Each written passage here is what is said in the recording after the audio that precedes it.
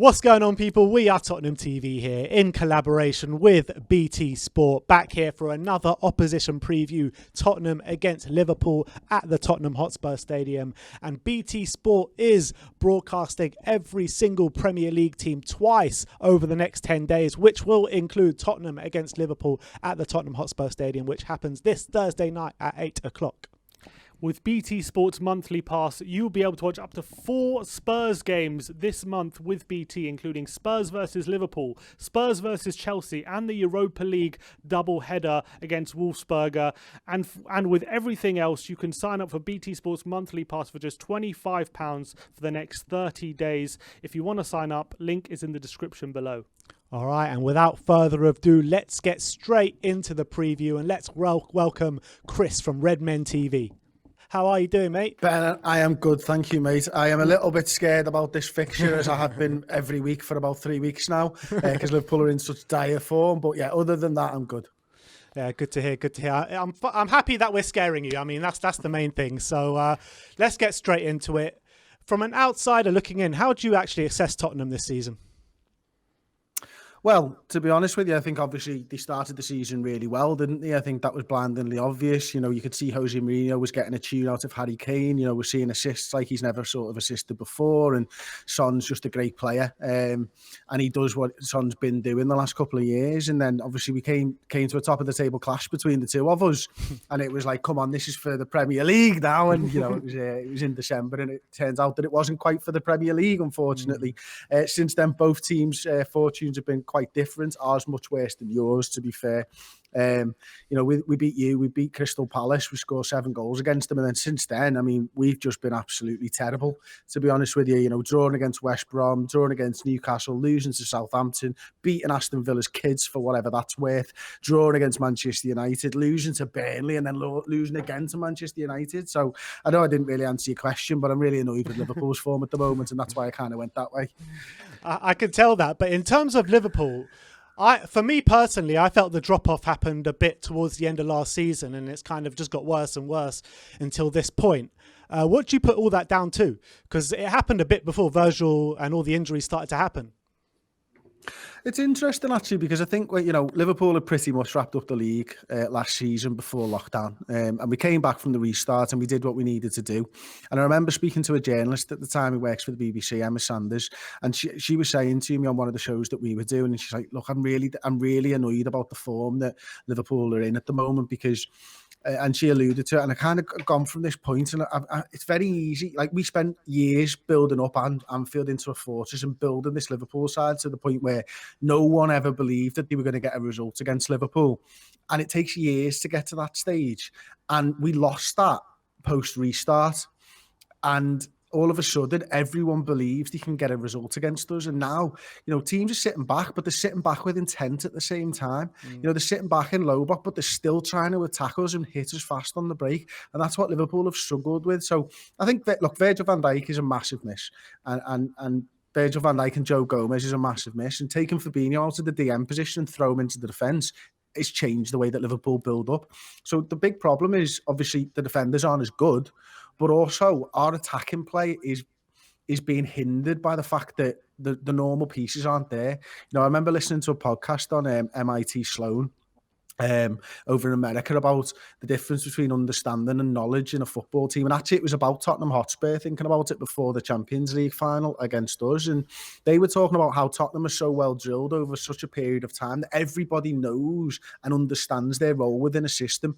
And as soon as you take one player out of that system, for example, like Virgil van Dijk for Liverpool, everybody's role has to change slightly, because you don't know what the other centre-half's going to do. You don't know how he's going to defend it in quite the same way. So you can take one piece out, but everybody on the football field's job has changed because of those injuries to the centre-backs. The midfield's changed, the defence has changed. The forwards are the same, but the midfield and the defence are playing differently, so the forwards aren't having the service that they had. So it's just a big tumble and a catastrophic sort of thing that's happened to Liverpool, where nothing seems to be working now, because we've taken two of the main components of what made Liverpool great. What made Liverpool great for the most part was consistency and the same players all the time understanding their roles. Yeah. So in terms of what Klopp can do to kind of turn this around, with all the injuries you have, is it kind of just a situation where you're just going to kind of hope for the best this season and see and try different things and hope you can change it? Or do you think he's actively doing something wrong right now that is identifiable, that could easily be switched? Well, that's the question, isn't it? I mean, for me, I look at it and go, every single game, teams are having so much joy behind Trent Alexander-Arnold. And it seemed like madness to me. Man United was the last game. It seems like madness to just keep attacking the same way, even though Trent's a big part of what we do. And he's not in form, by the way, this season. I think he's struggling with the after effects of COVID and no pre-season and all that type of stuff. But we still continue to use him like he's on form, and we're leaving that space behind. But without Joe Gomez's recovery pace, we're not able to get across. You saw, 2 Manchester United counter-attacks down that left-hand side that end up in goals last night. And it just feels like we need to do something slightly differently. Maybe it's drop another midfielder in to give a bit more protection, because I don't think Thiago, as good as a player as he is able to sort of get sideline to sideline and cover for those centre-halves, again, because he doesn't know the position in Liverpool's system quite as well as a Jordan Henderson, a Fabinho. So maybe I'd drop a midfielder. I wouldn't probably push Trent as far forwards. But right now, I think we've gone back a couple of years and we've regressed, and what we're trying to do is outscore opponents, and opponents are finding it pretty easy to stop us from scoring because they're just not giving us any space to get in behind.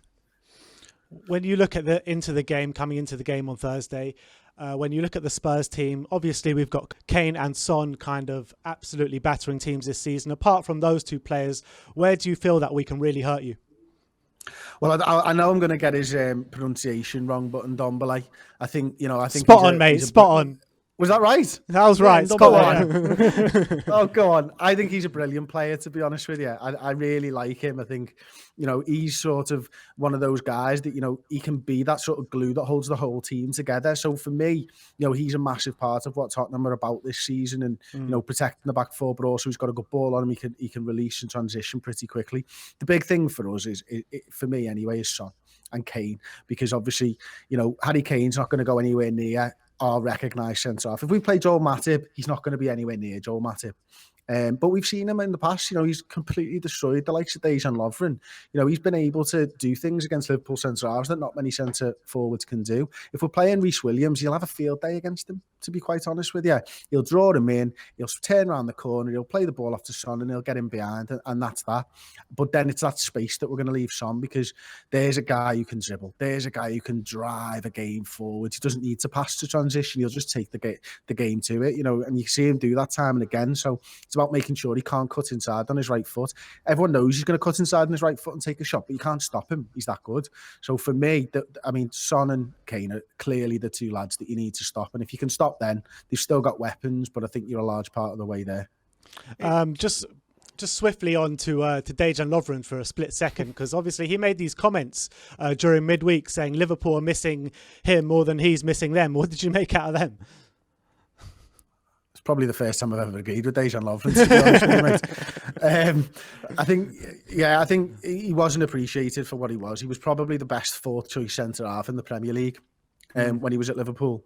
It was bordering on negligence. Liverpool going into this season with just 3 centre halves, 2 of them being Joe Gomez and Joel Matip with their injury records. Virgil van Dijk going into this season was pretty much invincible. There's no accounting for that, but even then, we had 2 other centre halves who are made of glass, essentially. I really wish Liverpool had kept Dejan Lovren, but I can totally understand why he wanted to move on, if I'm honest. In terms of how both teams set up and how we're going into this game, obviously it was literally an example of how both teams and the philosophies of both teams of the game at Anfield last in a few weeks ago, when we really sat deep, we really soaked up a lot of pressure. Liverpool had a lot of possession, had a few shots a goal, no meaningful chances, although Lloris made a few saves. Spurs had not much possession, but when we did attack, we attacked with purpose. But when you saw that game, were you happy with how the game was going, despite a few weeks ago, despite the fact that we were having a few chances, but you still had a lot of possession, a lot of control? Is that how you like to see your team set up, or did it worry you looking at that game? And going to the game on Thursday, would you prefer Spurs to sit back, or would it play into your hands if we were to come out and attack you? I think it would probably play into our hands if Spurs came out and attack, because I think that makes them defensively not quite as good. I think when you can get numbers behind the ball, I think it's difficult to break sides down, whatever the level. You know, Burnley are a good example. They beat us 1-0 the other week, didn't they? They're a well-drilled side. Jose Mourinho's side are much better drilled and they're much better players. So I always find that when you go up against world-class players and they're playing a defensive style of football and they're used to that defensive style of football, they're even harder to break down than the teams further down the league. It just stands to reason. They're just better players. So I'd like them to get out of their comfort zone. I'd like them to start attacking, maybe try and do a little bit of possession, but I don't see that that's going to be the case. And it's interesting, isn't it? Because I remember thinking before the Tottenham game originally, you know, a few weeks ago, there's two styles of football. They're completely contrasting, but should play into a very good game of football. And because of that, you can almost go, well, Liverpool could score goals and win, or Tottenham could hit us on the counter and win. Both teams go into it knowing that their style of football matches up pretty well with the others. And it's almost like a coin flip about who executes on the day. And that's what happened. You know, Liverpool executed slightly better than Spurs on the day. But you know, I don't think it would have been an unfair result to get a draw in that game, if I'm honest with you. But that's just what happens. And, you know, we've seen Liverpool come on the losing side of that more often than not over the last few weeks. And with the form that we're in, the lack of goals that we're showing, you know, and the fact that our away form's atrocious. You know, we've won 2 games away from home in 9 this season. You know, maybe Tottenham Hotspur are the favourites going into this game. I mean, I don't know. We don't really serve too well when we're favourites. So yeah, I'd rather not be the favourites. I'd probably prefer to go into this being the underdog, to be honest. But looking forward to the game. How do you see the game panning out, and what's your score prediction? Well, I see the game panning out very similarly to the last time. You know, I think Tottenham will create chances on the break. Liverpool will dominate possession. Tottenham will make it very difficult. We'll probably need a moment of magic if we're to score goals in this one, because, you know, we know how difficult Liverpool have found it to create chances. Now, it was a step in the right direction, Manchester United, from a performance and chance creation standpoint. From a result standpoint, nowhere near good enough for Liverpool. But from the performance, we did better than we had done previously over the last couple of weeks. So I think it's going to be a close game. I think Liverpool will concede. I'm not going into any game confident that Liverpool are going to keep a clean sheet anymore. And hopefully we can continue to build on what happened at Manchester United. I think we're going to play with Mane, with Salah and with Firmino, which we didn't the other night from the start. So hopefully with Mane there, with Andy Robertson there, we will attack more down the left-hand side, maybe not have to push Trent as far forwards. So we're, you know, a little bit of concern over Son there, maybe attack more down the left-hand side and maybe squeak it 2-1. One last question. In terms of your form this season, are you still looking at the league title, or do you think that's gone for you now? Well, only one side's managed to spring together a run of 5 wins on the bounce this season, and that's Manchester City. So I think Liverpool can still technically win the title. It's blindly obvious. We're halfway through it. We need to have a big uptick in form. We need to start putting results together back to back to back to back. But right now, I think the league's pretty open. If we were to lose this game, I'm not sure I'd be able to sit here and tell you the same thing. I think maybe if we were to lose this game, with the run of games that we've got coming up, Liverpool might unfortunately be in a fight for second place if they can turn their form around. All right, so there you have it. Chris is going 2-1 to Liverpool. I'm actually going to go 2-1 to Tottenham. What are you going for? I said 1-0. 1-0 Spurs. Sneak it. Well, it's going to be a tight one. I tell you the truth, yeah, I'm going for a 2-1 win to Tottenham, but I'm actually not feeling that confident going into the game, just because I know the way Liverpool have kind of not been getting the results recently, and it always happens, these kind of performances, these kind of form coming into the game. Dr. Tottenham is here to see you. Yeah, and Dr. Tottenham will see you now. And being all these years being a Spurs fan, I can just see what's going to happen on that football pitch. We're going to miss a few easy chances, as we do. Every single time we play Liverpool, it's a curse, we isn't it? always seem to miss easy chances, always. I go back to Wembley last season, or Tottenham Hotspur Stadium with Lo Celso, Kane missing a penalty once, you know, last game with Stephen Bergwijn, Sissoko going through on goal. And I'm even going to put the Champions League final with Sissoko giving a handball away in the first 2 minutes. So every time I play Liverpool, we get PTSD for some sort of reason. But look, you just got to stay confident, don't you? We're going into this game. Like Chris says, we could actually be favourites going into this game. So I'm going for a 2-1 win after all I've said anyway. But thank you, Chris, so much for coming on. I see you smiling over there, but hopefully you're not smiling after the game on Thursday night. Oh, well, that's lovely. Thanks very much, Ben. Thanks a lot, Chris, for joining us. Absolute pleasure to speak to you. And hopefully our results come through. That's the honest truth. No, I'm worried he says we're favourites. I don't like that at all. I don't like that at all. I know, you're right. But anyway, that was a great preview show. Thank you, Chris, again for joining us today. But just a quick reminder that BT Sport will be broadcasting every single Premier League team twice over the next 10 days. Link is in the description to join. Thank you very much, everyone, for viewing the preview today. Like, subscribe and comment, and as always, come on you Spurs.